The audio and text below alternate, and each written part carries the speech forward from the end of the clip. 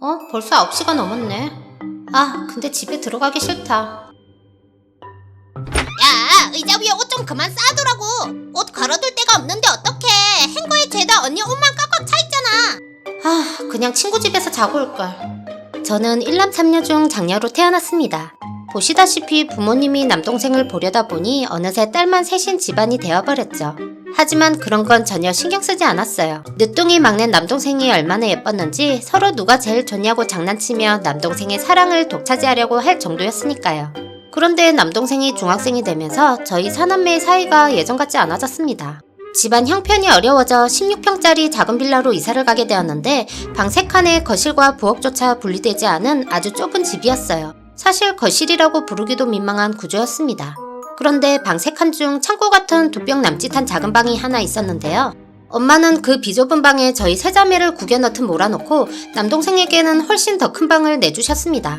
새 침대, 새 책상, 새 옷장까지 전부 남동생 방에만 새로 들여주셨죠. 반면에 저희 방 가구는 죄다 어릴 때부터 쓰던 낡은 것들 뿐이었습니다. 장롱 문짝 하나는 내려앉아 있고 책상 서랍은 제대로 닫히지도 않을 만큼 엉망이었죠. 3명이 좁은 방 하나에서 부대끼다 보니 매일같이 짜증과 다툼이 이어졌습니다. 옷장 공간은 턱없이 모자라 옷가지들이 아무데나 뒹굴었고 책상 위에는 온갖 책과 물건들이 산더미처럼 쌓여져 있었어요. 비좁은 방은 청소를 해봐야 금방 엉망이 되었기에 나중에는 아예 청소조차 손을 놓게 되더라고요. 게다가 매일 밤 서로 침대에서 자겠다고 싸우는 통에 하루도 조용할 날이 없었습니다. 엄마, 우리도 2층 침대 하나만 사주면 안 돼? 좁은 침대에서 둘이 끼어 자는 것도 힘들고 한 명은 맨바닥에서 자야 한단 말이야. 뭐? 2층 침대? 지금 냉장고도 못 바꿔서 난린데 2층 침대 소리가 입에서 나와? 비좁고 정신없는 방이 싫어 방학 때는 친구 집에서 며칠씩 지내기도 했습니다. 그리고 무엇보다 집에서 지내며 가장 화가 났던 건 컴퓨터 사용을 못하는 거였어요. 집에 딱 한 대뿐인 컴퓨터를 엄마는 굳이 남동생 방에 넣어주셨거든요. 동생은 아예 방문까지 걸어잠근 채 혼자서만 컴퓨터를 독차지하곤 했습니다. 하루는 참다 못한 셋째가 사고를 치고 말았는데요. 야, 나 과제 해야 한다고. 너만 쓰냐? 당장 비켜. 왜 나한테 난리야? 엄마한테 컴퓨터 한 대 더 사달라고 하든가. 이게 진짜 자꾸 봐주니까 안 되겠네.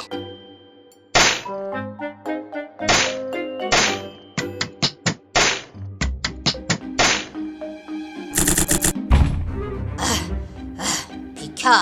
와, 누나, 이제 엄마한테 죽었다. 뿐만 아니라 책상이 너무 불편해서 저는 식탁에 책을 펴고 공부할 때가 종종 있었는데 엄마는 요리를 하시다가 제 교과서를 아무렇지 않게 냄비 받침대로 사용을 하시더라고요. 다음날 온갖 국물 자국이 얼룩덜룩하게 밴 책을 들고 학교 갔을 때의 그 수치심은 말로 다 표현할 수 없습니다. 하지만 엄마는 사과는커녕 제때 책을 치우지 않은 제 잘못이라며 오히려 저를 호되게 혼내셨죠. 그러던 어느 날 참다 못한 둘째가 부모님께 따져 물었습니다. 엄마, 진호 방이랑 우리 방이랑 바꾸면 안 돼? 우리 3명인데 작은 방은 너무 불편하단 말이야. 맨날 밖에 싸돌아다니고 집에선 잠만 자는 것들이 큰 방이 뭐가 필요해? 방이 좁아 터지고 깝깝하니까 집에 있기 싫어서 나가는 거잖아. 동생 방 주기 싫으면 엄마 아빠 방이라도 바꿔줘. 아니, 이것들이 제정신이야? 어디서 자식이 부모를 안방에서 내쫓으려고 해? 싫으면 당장 이 집에서 나가. 아유, 다른 집 딸들은 살갑고 착하기만 한데 우리 집 딸들은 왜 이렇게 사납고 못됐을까? 너희는 하나님께 드리는 기도가 부족해.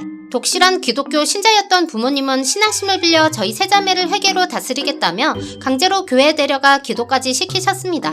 매일같이 반복되는 부모님과의 갈등 끝에 저희 세자매는 성인이 되자마자 기다렸다는 듯이 차례대로 그 집을 나와버렸죠. 저희 세자매는 부모님의 도움 없이 스스로 등록금을 벌며 치열하게 살았어요. 그래도 우리를 낳아주신 부모님이라고 명절이면 잊지 않고 찾아뵙고 생활비에 보태라며 용돈도 챙겨드렸죠. 그런데 나중에 알고 보니 그 돈을 전부 교회 헌금으로 내셨더라고요. 아, 엄마, 그 돈은 생활비 하라고 준 건데 헌금으로 다 써버리면 어떡해? 아유, 넌 어쩜 그렇게 믿음 없는 소리를 하니? 그 돈은 생활비로 써서 없어질 돈이 아니라 네 앞길을 열어줄 거룩한 씨앗이야. 뭔 소리야 그게? 우리가 굶는다면 그건 돈이 없어서가 아니라 기도가 부족해서 굶는 거야. 그리고 그 돈을 네가 벌었다고 생각하니? 착각하지 마. 네가 숨쉬고 일할 건강 주신 분이 누구니? 그 돈은 애초에 네 돈도 내 돈도 아니고 다 하나님 아버지의 돈이야. 딸들이 피땀 흘려 번 돈은 안중에도 없었고 부모님에게는 늘 하나님이 우선이었습니다. 결국 저희 세자매는 현재 부모님과 연을 끊은 채 살아가고 있습니다. 그런데 그나마 다행이라고 해야 할지 남동생은 비뚤어지지 않고 곱게 잘 자라주었는데요. 가끔 제 자취방에 놀러와서 고장난 컴퓨터를 뚝딱 손봐주기도 하고 제가 바쁠 때는 대신 강아지 산책을 시켜주기도 합니다. 부모님과는 연락을 끊었지만 남동생과는 여전히 우애 깊게 지내고 있습니다. 그런데 가끔은 마음 한구석이 무거워집니다. 동생은 부모님과 여전히 화목하게 지내고 있다는 사실이 자꾸만 신경 쓰이네요. 동생에겐 잘못이 없다는 걸 머리로는 알면서도 가끔은 동생과도 거리를 둘까 고민하곤 합니다.